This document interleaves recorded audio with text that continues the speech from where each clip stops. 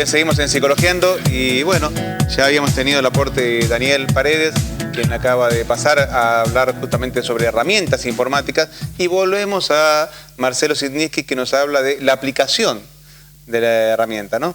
Bueno, estuviste escuchando nuestra entrevista con Daniel. Con respecto al origen de cómo se desenvolvió la videoconferencia, hay un punto que a mí me interesó sustancialmente antes de sumergirme en este tipo de actividad, que es algo que se descubrió ya después que existía la videoconferencia. En realidad se descubrió un poquito antes de que aparezca la videoconferencia, que tiene que ver con la posibilidad que tenemos los seres humanos, con el contacto que en aquel momento era chat, digamos, de emocionarnos a la distancia, incluso con personas que nunca conocimos personalmente. Creo que ese es un punto que para mí fue fundamental a la hora de pensar que podía hacerse terapia. ¿Por qué? Porque es muy importante en la relación del paciente o del consultante con el terapeuta que se dé un vínculo afectivo. Bueno, eso se puede dar. Sabemos que gracias a Internet mucha gente se ha hecho amiga de mucha gente a la distancia, que mucha gente ha hecho pareja con gente a la distancia, que mucha gente se ha casado a la distancia. Así que, bueno, ¿y por qué no mucha gente no va a poder hacer terapia a la distancia? Ahí seguramente muchos de los que nos están escuchando que no tienen la más mínima idea de cómo será esto una terapia virtual, ¿no? Tal vez, bueno, es posible, si bien este programa sale mucho en Internet y el que lo está viendo por Internet es porque tiene acceso y lo utiliza Internet y utiliza las herramientas informáticas que uno tiene a mano, muchos capaz que no se imaginan cómo es esto. Digo, ¿qué distancia habrá entre la realidad y la presencial?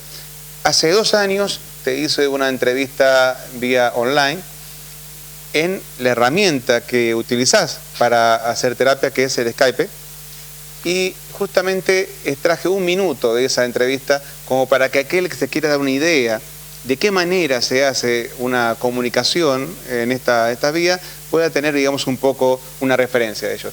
Así que te invito a que recorremos 1 minuto de aquella entrevista que tuvimos. Sí, por favor, porque no me acuerdo nada. Bueno, fue el capítulo 71 de Psicologiando, en donde hablamos de mundo tecno, y dentro de estos temas salió justamente la siguiente conversación. Señor director, adelante. Y en este momento de estar viviendo este importante despliegue tecnológico que nos rodea y que realmente a veces es muy difícil, no sabemos muy bien qué hacer con eso. Vemos que los chicos, que los adolescentes están permanentemente comunicados, mucha gente... Y las madres preocupadas, ¿no? Las madres preocupadas. La gente dice, ¿qué hacemos con esto? Aparte es una cosa tan nueva y nadie sabe muy bien qué hacer. Hay que tener algunos cuidados porque muchas veces todo esto sirve para, por ejemplo, que mucha gente caiga en la adicción a la tecnología, y ese es un tema quizás específico sobre el que tenemos que hablar solamente de eso. Pero es muy importante saber que así como hay riesgos, hay una importante cantidad de cosas positivas que la tecnología nos permite y nos acerca. Para muestra basta un botón, ¿no? Era justamente eso. Y así es una terapia online, o sea, uno está viendo su pantalla a la otra persona, uno se ve en un cuadradito en la parte de abajo, como para recordar que uno existe también, ¿no? Y que en última instancia verse en función de la comunicación, y se va dando un ida y vuelta. Es una comunicación que de por sí mejora la comunicación meramente oral de un teléfono, y que de alguna manera mejora obviamente lo que es la comunicación escrita, y que permite todo lo que es la completud de la comunicación, tanto en el lenguaje verbal como el no verbal. Porque hoy comentabas vos que parte de las terapias de Freud fueron mediante cartas, ¿no? Ahora, se pierde mucho de lo que es la información terapéutica, que los psicólogos bien sabemos, se da en la mirada, se da en los silencios, se da en el acompañamiento de descargate emocionalmente y te pregunto a ver por qué lo que te dije te generó esa angustia y a partir de tomarlo. Con lo cual, el porcentaje, digamos, de valor de una terapia se puede observar mientras que la persona esté en vista de un psicólogo. Con los chats, con el teléfono solamente o con las cartas, supongo que eso no se lograba igual. No, no se lograba igual, pero de acuerdo a la experiencia del escucha, había algunas cosas que sí podían ir acercándose.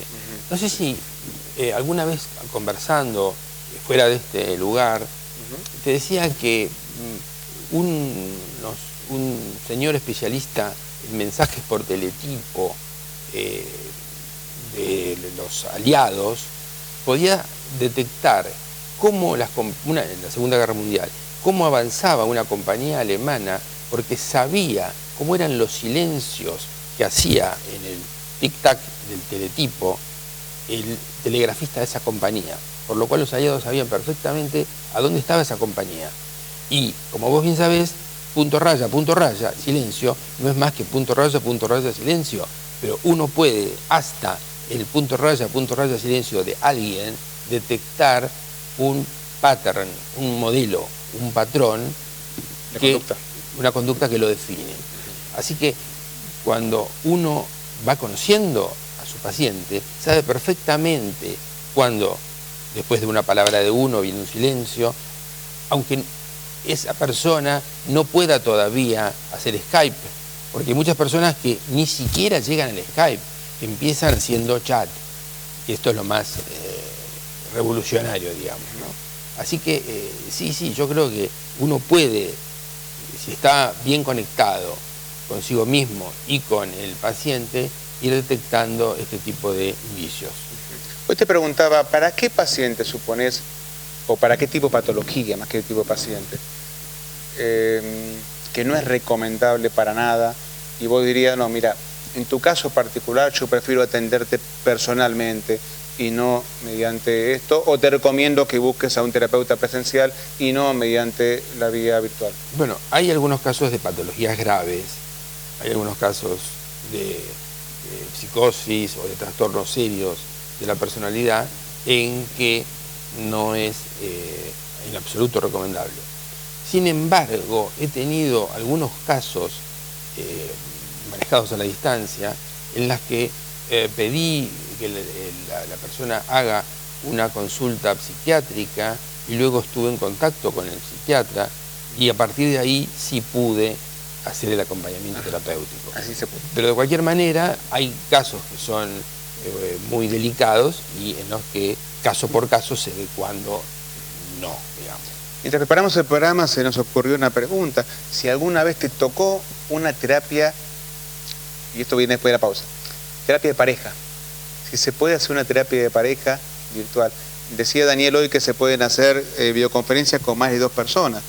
Y si alguna vez te tocaría tener 2 terapias distintas con 2 personas en un lugar distinto y vos ahí intermediando en esto. Son preguntas como para que irlas pensando y luego de la pausa me la respondés. Luego incorporamos también a Daniel como para poder hacer un poquito más de sinergia en este tema de la psicoterapia virtual, el tema que hoy nos compete en Psicologiando. No se vayan, tenemos mucho más todavía para conocer sobre este tema y las preguntas de ustedes también serán seguidas. Ya volvemos.